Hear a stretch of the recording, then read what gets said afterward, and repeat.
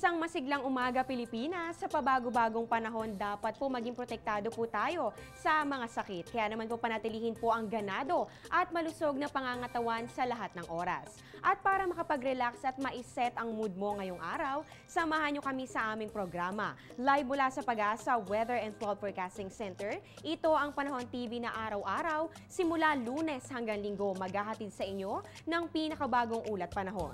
Ako po si Amor La Rosa, kasama nyo ngayong Huwebes, May 9, 2013. Sa puntong ito po, magkaroon muna tayo ng update tungkol sa epekto ng phreatic eruption na nangyari sa Mayon Volcano noong Martes. Ayon po sa pinakahuling datos ng NDRRMC kagabi as of May 8, 8 p.m. po yan, naitala na 5 po ang namatay, 9 ang sugatan at 7 ang unharmed o nakaligtas. Kabilang sa mga namatay ang Pilipinong tour guide, 3 German nationals at 1 German resident. Patuloy namang nagtutulungan ng iba't ibang mga ahensya tulad po ng NDRRMC, DOST Freebox, PDRRMC Albay, PNP at Philippine Red Cross Albay para sa mga karampatang aksyon at tulong sa mga kababayan natin dyan. Kaugnay naman ito, naglabas na rin po ng impormasyon ang Governor ng probinsya ng Albay na si Governor Joey Salceda tungkol po sa 6-kilometer radius Permanent Danger Zone sa Albay. Kabilang po dito ang mga munisipalidad ng Tabaco City, Malilipot, Santo Domingo, Daraga, Legazpi, Camalig, Dinobatan at Ligao City. Ibig sabihin po ng 6-kilometer radius danger zone na ito ay ang mga lugar o areas na mapanganib at pinagbabawalan po ang publiko na pumunta sa specific zone na ito dahil sa anumang mga aktibidades ng nasabing aktibong bulkan.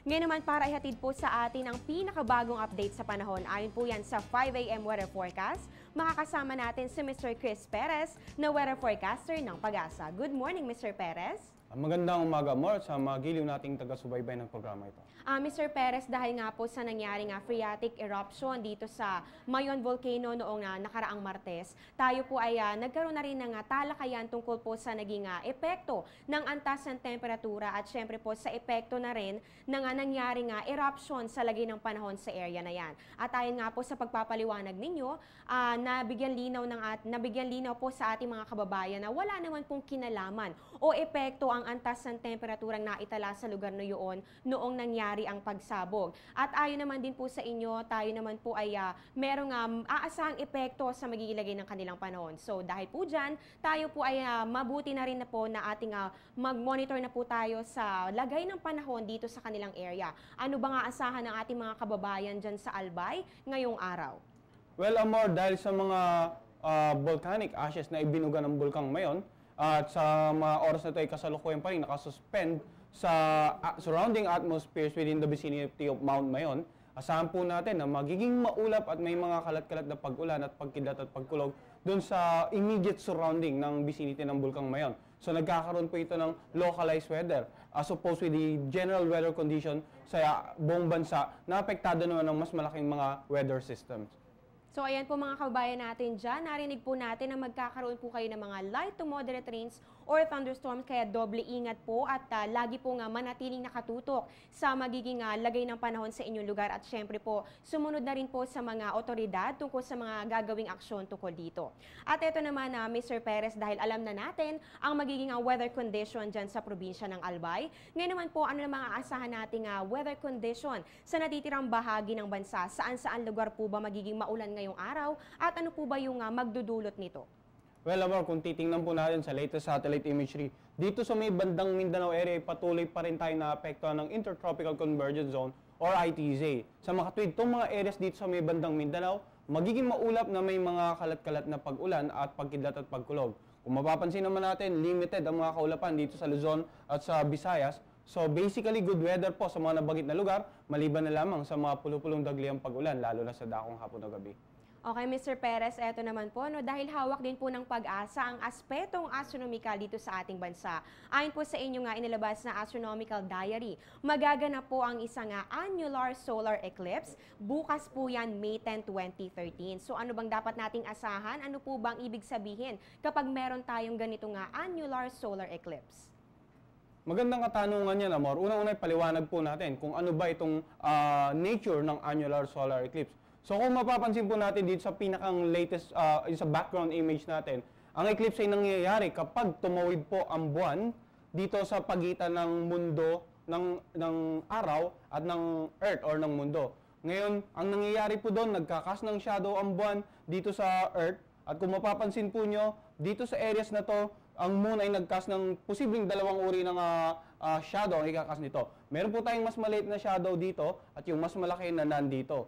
Yung mas maliit na shadow, ang tawag po natin doon ay umbra, habang yung mas malaking shadow naman, ang tawag po natin doon ay penumbra. Ngayon, depende po. Kung mapapansin din po natin sa location natin dito sa Earth, may mga areas na posibleng tamaan lang ng mas maliit na shadow at meron mga areas na matatamaan ng mas malaking shadow.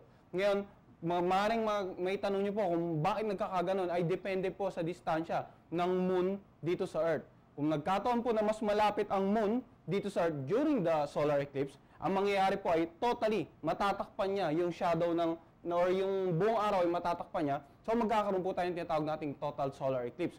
Pero depende pa rin po yan sa path ng totality, no? Mapapansin po natin na dito sa areas na to, dito posibleng masaksihan yung tinatawag natin na total solar eclipse. Pero kung nagkataon po na nandito tayo sa mas malaking shadow or doon sa penumbra, hindi naman po makikita itong tinatawag nating solar eclipse. So magkakaroon po tayo ng tinatawag na partial solar eclipse. At dahil Mr. Perez, nabanggit nyo na rin ang tungkol dito sa partial solar eclipse na ito, ayon din sa Pag-asa dito sa Pilipinas, maobserbahan lang natin itong ganitong klase ng solar eclipse. So ano ba ang pagkakaiba nitong partial solar eclipse at bakit po ito lamang ang ating maobserbahan dito sa ating bansa? Well, Amor, kung mapapansin naman natin dito sa pangalawa nating image, no, meron po tayong makikitang makapal na guhit dito sa gitna. Ito po yung tinatawag natin na path of annularity sa magaganap na annular solar eclipse bukas. Ibig sabihin, itong areas na to na sakop o dinadaanan ng mas makapal na linya, ito po yung areas na posibleng masaksihan yung tinatawag natin na annular solar eclipse. Pero kung mapapansin po natin, nandito po ang ating bansa, yung southern part of the country, yung areas na shaded, although shaded siya, ibig sabihin, makakasaksi pa rin ito ng event ng nabanggit nating solar eclipse, pero nasa labas po siya ng path of annularity. So, ang mangyayari, yung lahat ng areas, bansa na nasa labas ng path of annularity, north and south of the path of annularity, ang masasaksihan lang po ay yung tinatawag natin na partial solar eclipse. Kaya nga po, iyon po magiging kasagutan sa tanong mo, Amor, kung bakit nagkaroon na ng event na annular solar eclipse ay partial solar eclipse lamang ang makikita dito lalong-lalo sa southern part ng ating bansa. Ayan, para sa ating mga kabayan sa southern part ng Pilipinas, ayan, abangan po natin yan. Mukhang exciting po itong kaganapan na ito. At maraming salamat po, Mr. Chris Perez, sa talaga ng mga siksik na impormasyon na inyo binigay sa amin ngayong umaga. Maraming salamat, Amor, at patuloy pa rin po ang ating pagpapalala sa ating mga kababayan sa kanilang pang-araw-araw na pamumuhay. Lagi po tayong magdadala ng payo sapagkat kung di man po ito protection sa biglang pag-ulan, ay protection naman po ito sa sobrang init ng araw. Ayan po, natunghayan nga natin si Mr. Chris Perez na weather forecaster ng Pag-asa. Ngayon naman, dumako na po tayo sa sunrise at sa sunset. Sisikat po ang araw mamayang 5:30 a.m. at lulubog naman ito 6:15 p.m. Ang moonrise po natin ay merong 4:02 a.m. at ang moonset naman po ay 4:50 p.m. Illumination 1%. Para po sa ating face of the moon, meron po tayong new moon sa darating po na May 10. Yan po ay 8:28 a.m. Para naman sa ating high tide along Manila Bay, yan po ay sa ganap na 9:26 a.m. Yan po ay 0.95 meters. At ang low tide naman po ay 2:20 a.m. 0.34 meters. Magbabalik po kami matapos ang isang paalala.